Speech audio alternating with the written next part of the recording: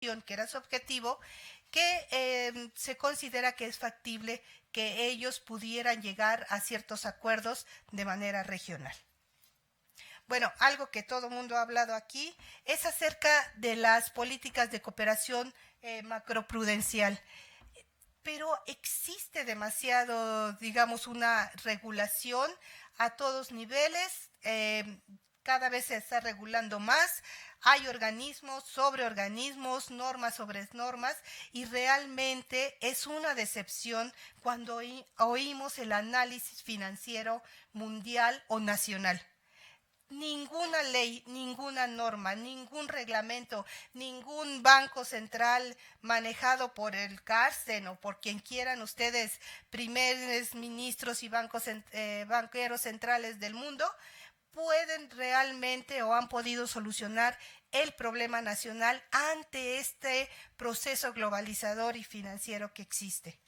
Entonces, las normas y todas las políticas macroprudenciales realmente no han funcionado, pero es lo más fácil que los gobiernos dicen que están haciendo con las reformas, es lo más fácil de anunciar y decir que sí están haciendo algo para intentar controlar y manejar la política monetaria. Eso es a lo que se ha llegado y muchos siguen proponiendo que este sea la coordinación que debe de existir, y ahí tenemos Basilea 1, 2, 3, 2.5, los que quieran, y todas las demás normas que sabemos que existen, y la reforma financiera, y las asociaciones de bancos, etcétera. Ok, se supone que es más fácil de operar la política macroprudencial que puede venir por parte de los bancos. Bueno, hay un artículo en Ola Financiera de Julio Cebares que se llama un poco la coordinación de política monetaria. Hay un análisis histórico profundo por parte de él acerca de la política monetaria, básicamente de la FED y de los organismos internacionales y cómo se han venido dando estas discusiones.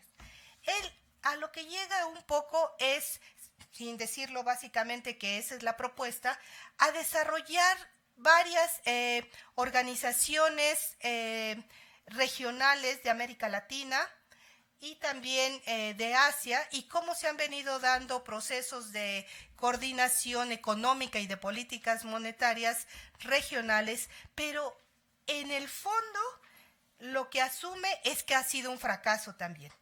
No es posible, las organizaciones regionales en política monetaria sienten que pierden demasiada autonomía económica si están aceptando reglas de política monetaria regional, y realmente ha sido un fracaso. Él lo que dice, y tomo una cita de él acerca de Aglietta, que dice que debe de existir un nacionalismo monetario que consiste en la manipulación de la liquidez en función de los objetivos nacionales por parte de un país emisor de una moneda utilizada en el intercambio internacional, sin tener en cuenta el efecto que puede tener en el mercado internacional. Esto es así un poco como las leyes del mercado. Si cada quien de nosotros ponemos una política óptima monetaria, a lo mejor logramos una política óptima internacional. Parecería ser que es una de las propuestas, ¿no? Bueno, la cooperación, que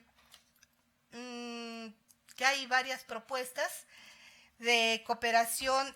Lo que se dice de América Latina es que hay muchísimas organizaciones que no han logrado ponerse de acuerdo jamás, y que hay una sobreoferta de organizaciones en América Latina, en América del Sur, en América Central, y jamás han logrado ponerse, burocratizan y jamás llegan a establecer mecanismos reales o ceder poderes a estos organismos como para dictar reglamentos, leyes o normas que lograran ahí más o menos hacer una política monetaria óptima regional.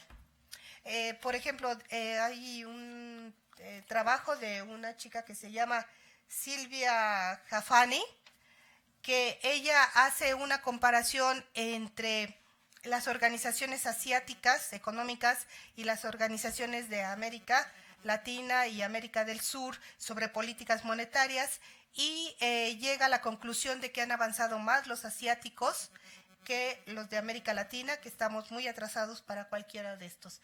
Pero vean esto, si es cierto, decía yo, bueno, pues ya es una propuesta este tipo de organizaciones de los asiáticos acerca de políticas monetarias, pero vean ustedes esta que les traje también es un poco la cita, que la participación del dólar en las reservas de los bancos centrales bajó del 66, bueno, no, esta no es, perdón.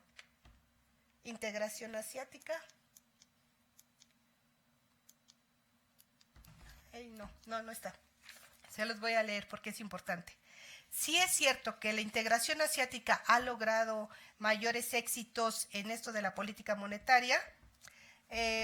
Habría que ver, dice en una cita, el resultado es irónico y hasta ridículo. Los fondos de propiedad asiática colocados en instituciones occidentales son reciclados y vuelven como préstamos a los países y empresas asiáticas. Se estima que el 57% del valor actual de los bonos asiáticos, que equivalen a 223,000 millones de dólares, están en instituciones europeas y de Estados Unidos. Estos son el éxito mayor de integración de Asia. Y para terminar la última, que no sé si lo puse, esto es lo de la integración asiática. Y la última cita que pongo es que si aceptamos que hay un problema fuerte de la política monetaria con respecto de Estados Unidos y qué es el dólar, digamos, y su política o su volumen, etcétera, las que causan tantos conflictos, bueno, pues vean ellos con qué se enfrentan. Aquí ayer saqué esta cita donde dice que la presidenta de la FED, Janet Yellen, recibió realmente un fuerte regaño por parte del Congreso por haberse reunido con el secretario del presidente y con el secretario del Tesoro y haber hecho algunas propuestas que no tenían que ver con la política monetaria. Entonces, hoy esto sale en relación a lo que quizá hoy se anuncie acerca de la política de tasa de interés que va a seguir la FED y que va a afectar nuevamente a todos, a todo el mundo.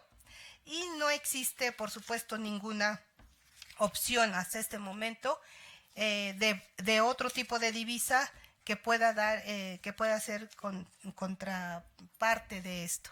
Disculpa. Gracias. Gracias, Pati. Bueno, vamos a pasar a la sesión de comentarios, preguntas, si tiene el público.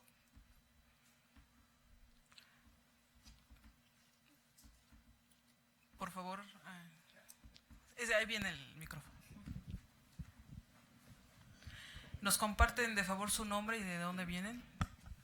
Mi nombre es Antonio Martínez de la Torre, vengo de la Autónoma de Baja California Sur. Una pregunta para la doctora Ampudia y otra pregunta para la doctora Rodríguez.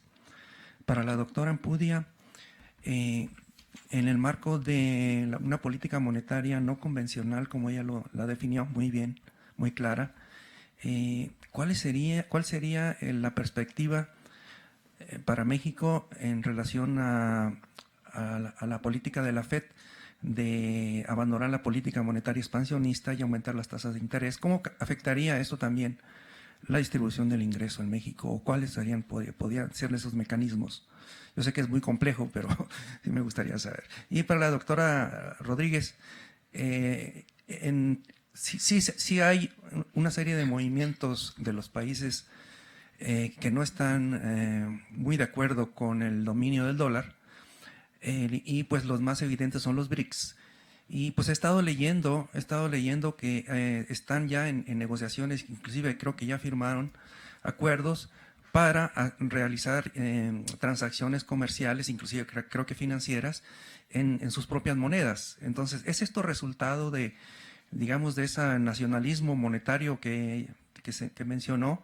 ¿Y tiene esto futuro? ¿Tendrían ellos futuro en ese sentido? Ok, ¿alguna otra pregunta más?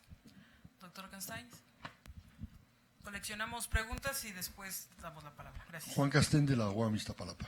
Bueno, primero felicitar a las tres, estuvieron magníficas, me encantaron sus presentaciones. Y segundo, un comentario, dos comentarios para los que quieran decir cualquier cosa, ¿no? Uno, el Banco de México o los bancos centrales ya no son los productores de liquidez, porque tenemos 1000 documentos que se venden y se compran al instante, y cuasi dinero le llamamos, o algunas gentes, y entonces ahora se ha distinguido, ya la diferencia entre M1, M2, M3 y M4 se ha borrado, ¿verdad? Se ha borrado profundamente. En este sentido, el Banco Central ya ha perdido una de sus funciones fundamentales. Además de lo que dice Patricia, sus posibilidades frente a un Banco Central dominante que tiene muchísimo poder. Entonces, ese es el primer comentario para si tienen ganas de comentar.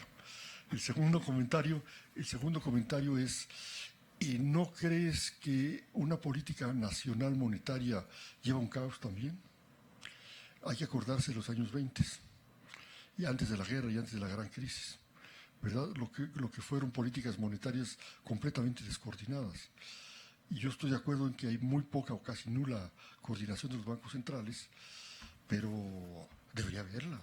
O sea, uno de los grandes problemas que tenemos hoy día es la carencia de un sistema monetario internacional adecuado. No, es un comentario, no sé. Y que muchas políticas nacionales no hacen la felicidad de ser un camote terrible. Okay. ¿Alguien más? Bueno, no vemos alguna más participación. Le damos la palabra a la maestra Patricia Rodríguez. Al revés, ¿no? Bueno, doctora Nora. Sí, ¿Podría, por favor? gracias. Bueno, con respecto a la primera pregunta, ¿cuál es la perspectiva para México con la reversión de la política monetaria expansiva, ¿no? Estados Unidos tiene ya desde septiembre explorando las posibilidades de salida de esta política monetaria que en muchos sentidos será inédita, es un poco parecida a la de Japón, pero no igual, y midiendo qué está pasando en la volatilidad en los mercados internacionales financieros y en los tipos de cambio, ¿no? Entonces eso tiene septiembre haciendo ciertas subastas de activos. Lo que tiene que hacer la Reserva Federal es sacar de su hoja de balance esos 400% más, ¿no?, de activos que acumuló. No lo va a hacer en el corto plazo, lo va a hacer en un periodo planeado de tiempo, porque sabe que el caos financiero internacional puede ser muy elevado y caer en una crisis financiera peor de la que se implementó esta política de 2008.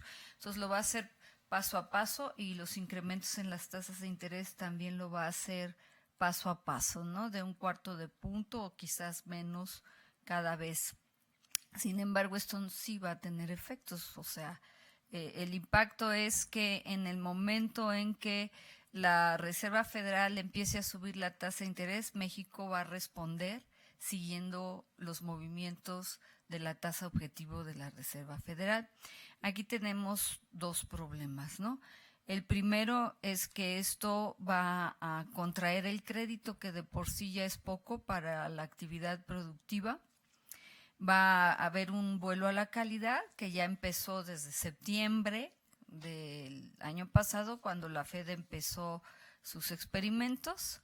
Va a haber más vuelo a la calidad, más salida de capitales del mercado financiero en México, en especial de la Bolsa de Valores, con repercusiones en el índice de precios y cotizaciones a la baja, mayor depreciación del peso y presiones inflacionarias, ¿no? Y obviamente pues efectos sobre la distribución del ingreso y la riqueza de la población en función de sus pasivos y activos.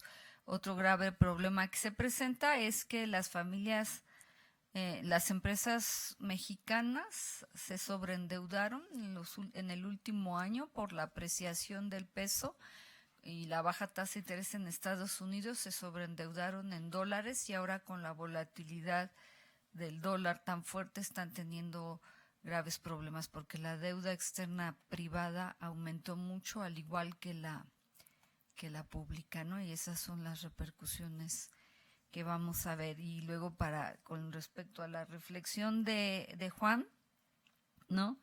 Tú lo has dicho, Juan, los bancos centrales no son productores de liquidez y este es el problema. Es lo que tú dices, base monetaria, productor de liquidez, es lo que se llama dinero externo. Y el dinero interno es el dinero creado a través de estas operaciones en papeles. ¿Cuál es el problema básico, no?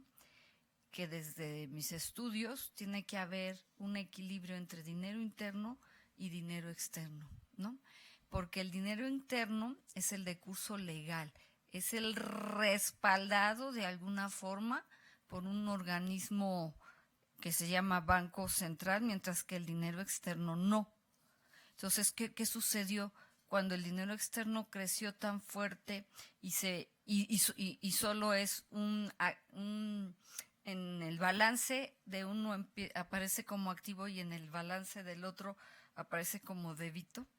Cuando se viene esta crisis de confianza, lo que buscaron hacer los agentes financieros fue deshacerse del dinero externo, del dinero interno y sobreponer dinero externo, ¿sí? Porque sigue siendo la moneda de curso legal en cualquier país, porque sigue siendo en lo que se deposita la confianza, aunque ya no esté respaldado por oro o por plata, ¿no? Simplemente es dinero fiduciario. Entonces, aun cuando ya no son productores de liquidez, esa es su función de prestamista de última instancia, salir a rescatar el dinero interno con dinero externo, y por eso la Reserva Federal vio incrementar su base monetaria entonces aquí hay que estudiar aún más porque creo que no hemos entendido bien el papel del dinero, que es un constructo social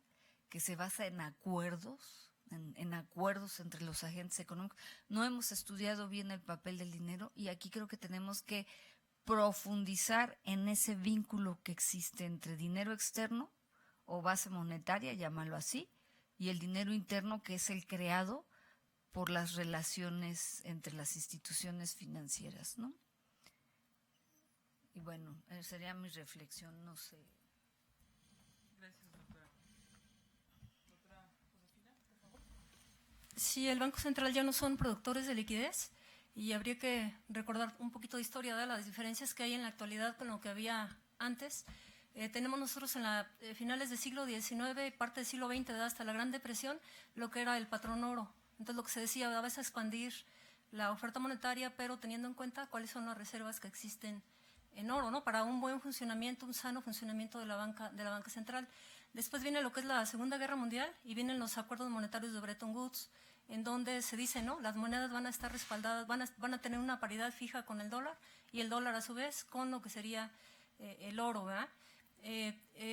Había mencionado yo también desde el punto de vista teórico la regla de Bayot y también las aportaciones de un teórico del Banco Central que es Thornton, en donde la regla de Bayot dice, si tú tienes una crisis, tú vas a rescatar y evitar que los bancos comerciales quiebren, pero no es gratis. Los bancos comerciales te tienen que pagar, tiene que haber garantías para que ellos te puedan regresar el dinero. No es lo que se está haciendo en la actualidad, ¿no? Eso es para un sano funcionamiento del sistema bancario. Lo que se hace en la actualidad con toda esta emisión y compra de papeles tóxicos, pues es también relacionado, asociado con el concepto de señoreaje, que dice, ¿no? El señoreaje es la capacidad que tiene un banco central, en este caso, por ejemplo, el Fondo de la Reserva Federal, de emitir dinero, dice, y extraer recursos de lo que es el sector privado. Acá este señoreaje no está reflejando en lo que es impuesto inflacionario. No estamos viendo impactos en inflación en lo que es precio de bienes, pero sí estamos viendo inflación en lo que es el precio de otros activos. Entonces, como ya comentó aquí la doctora Nora, pues hay procesos, ¿verdad? Eso está implicando redistribución de ingreso, concentraciones con impactos negativos a lo que es la clase trabajadora, la gente que tiene menos recursos. Entonces sí, el papel de los bancos centrales pues está muy diferente, ¿verdad?, a lo que ha sido en la anterioridad. Y aquí una ventaja importante que tiene Estados Unidos, por ser el emisor del dólar, tiene una ventaja muy fuerte a nivel comparado con la que puede tener Europa o lo que puede tener China. Y aquí también nos lleva a la reflexión de qué papel está jugando en el sistema monetario internacional la economía china, que puede, ¿verdad?, puede en cualquier momento modificar sus decisiones en términos de su moneda. No lo hace porque China tiene gran parte de la deuda emitida por Estados Unidos, pero está, ¿no?, silencioso. Esa es una potencia, pero no está actuando. A la hora de que actúe puede cambiar las fuerzas a nivel internacional. Adelante.